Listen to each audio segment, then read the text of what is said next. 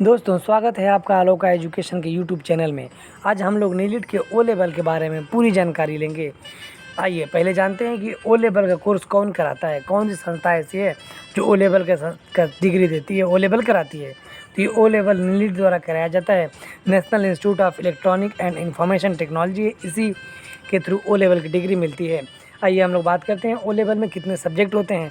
तो 3 subject compulsory होते हैं, जैसे कि आपको दिख रहा होगा। पहला है IT tools and business system, दूसरा है internet technology and web designing, तीसरा है programming and problem solving through Python. पहले ये सी लैंग्वेज था, अब इसको बदल के पाइथन कर दिया गया है। और ये तो 3 कंपलसरी हो गया, और 3 जो हैं ये ऑप्शनल हैं।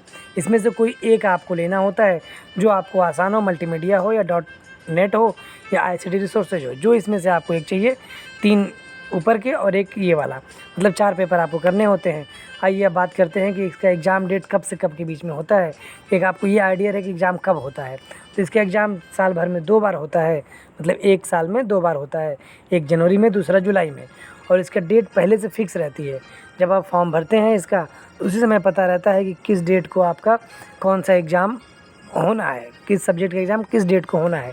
जैसे देखिए, ये 8 जनवरी से लेकर 20 जनवरी के बीच में इसका हो जाता है पेपर थ्योरी का, और प्रैक्टिकल का 21 जनवरी से लेकर 31 जनवरी तक हो जाता है। और जुलाई सेशन में भी ऐसे ही है, 8 जुलाई से लेकर 20 जुलाई के बीच में हो जाता है। प्रैक्टिकल 21 जुलाई से 31 जुलाई के बीच में हो जाता है।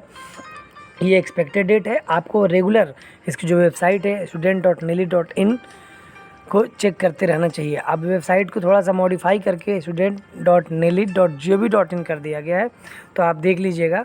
आप हो सके student.nili.in डालें एड्रेस बार में, तो ना लें तो आप उसमें आप सर्च भी करा सकते हैं नीट या ओ लेवल के नाम से, तो भी आ जाएगा।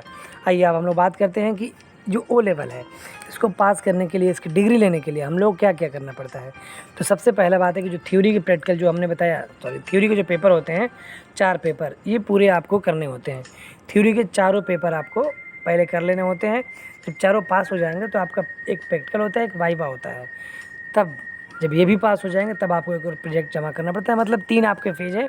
पहला थ्योरी के सारे पेपर निकालिए, दूसरा प्रैक्टिकल निकालिए, वाइवा निकालिए, और तीसरा प्रोजेक्ट जमा करिए, तब आपका सर्टिफिकेट मिलता है इसका। आइए अब बात करते हैं कि एग्ज़ाम पेपर एंड टाइमिंग क्या होती है। तो आपको बता दें कि पूरे पेपर जो होता है 3 घंटे का पेपर होता है। 3 घंटे का पूरा पेपर होता है, जिसमें से 2 पार्ट होते हैं, पार्ट ए और पार्ट बी। पार्ट ए होता है वो OMR बेस पे होता है, ये OMR बेस पे, इसमें 40 मार्क्स का होता है, 1 घंटे का पेपर होता है। इसमें से 40 मार्क्स में 40 क्वेश्चन होते हैं। 10 क्वेश्चन होते हैं ऑब्जेक्टिव टाइप के 10 मार्क्स के, 10 क्वेश्चन होते हैं ट्रू फॉल्स, और 10 क्वेश्चन होते हैं फिल इन द ब्लैंक्स वाले। 10 ही क्वेश्चन होते हैं मैच द कॉलम ए और बी, मैच करना होता है।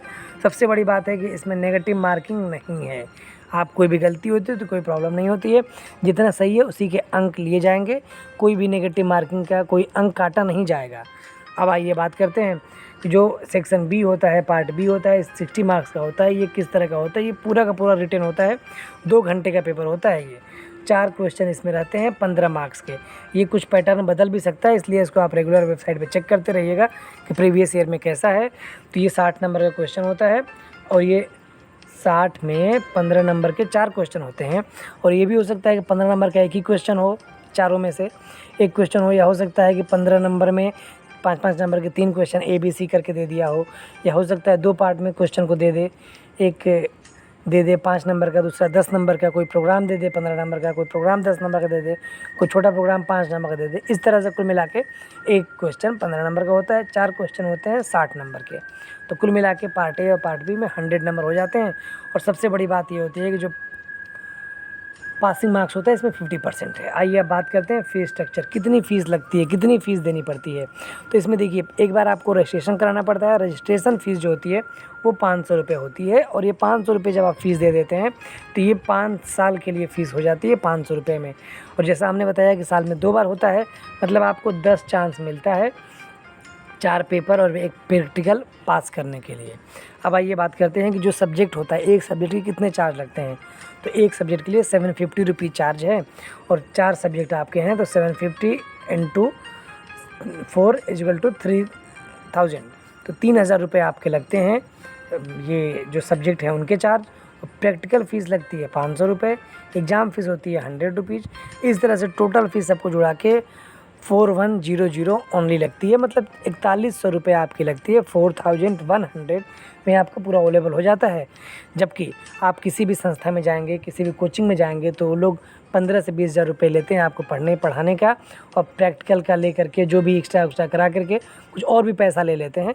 बाकी आप खुद से पढ़े, डायरेक्ट भी भर सकते हैं फॉर्म, संस्था से भर सकते हैं, जैसे आपको सुविधा हो। अगर आप पढ़ के देना चाहते हैं खुद से तो आप डायरेक्ट भर दीजिए, या कोचिंग करके पढ़ना चाहते हैं तो कोचिंग से भर दीजिए। डिग्री दोनों की सेम है, कोई प्रॉब्लम नहीं है डिग्री में।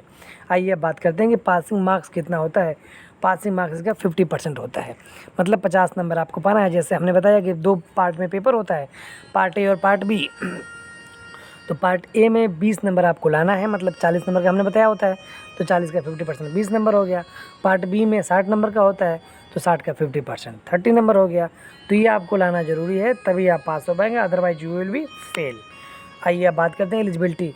तो एलिजिबिलिटी सिंपल सी बात है कि जो बंदा 12 पास किया है या ग्रेजुएशन किया है भर सकता है। आप इस वीडियो को पॉज कर लीजिए और ये देख लीजिए एकदम ध्यान से, इसमें लिखा हुआ है कि क्या क्या एलिजिबिलिटी होना चाहिए।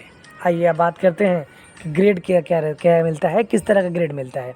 तो ग्रेड के लिए सबसे पहले अगर आपके पास 50% से कम होता है तो फेल हो जाता है। जैसे हमने बताया कि 50% पासिंग मार्क्स है, तो बिलो 50 रहेगा तो फेल हो जाएंगे, और 50 से 54% रहेगा तो आपका डी ग्रेड रहेगा। 55 से 64% रहेगा तो सी ग्रेड रहेगा। 65 से 74 रहेगा तो बी ग्रेड रहेगा, और 75 से 84 रहेगा तो ए ग्रेड रहेगा। और जो सबसे ऊपर ग्रेड है वो 85 एंड एबव है। तो आप कोशिश करिए कि आपको ऊपर वाला ग्रेड मतलब एस ग्रेड मिल जाए, जिसको 85 एंड एबव है। आप इतने मेहनत से पढ़िए, इतने मन लगा के पढ़िए, पिछला साल का पेपर सॉल्व करिए, कुछ केस पेपर सॉल्व करिए, कुछ यूट्यूब से पढ़िए, कुछ 1-2 ठो एक्स्ट्रा बुक ले लीजिए, उनसे पढ़िए और पढ़ करके एस ग्रेड लाने की कोशिश करिए। आइए अब बात करते हैं रिजल्ट। तो रिजल्ट इसका कब आता है, ये रहता है ना जब एग्ज़ाम दे तो आपको ये रहता है, इंतज़ार रहता है रिजल्ट कब आएगा कब आएगा। तो इसका रिजल्ट लगभग 2 महीने में आता है।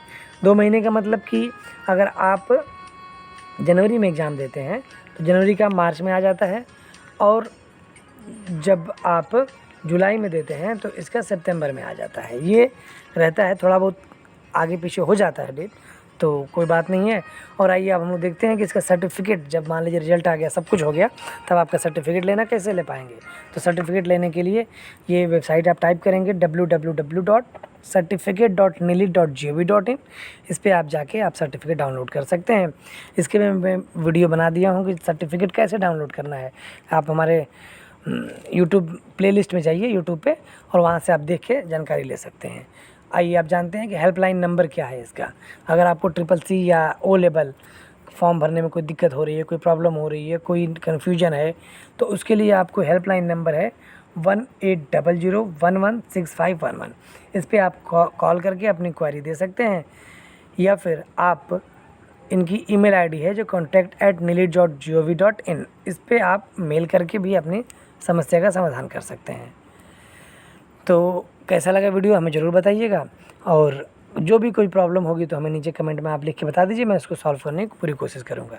धन्यवाद।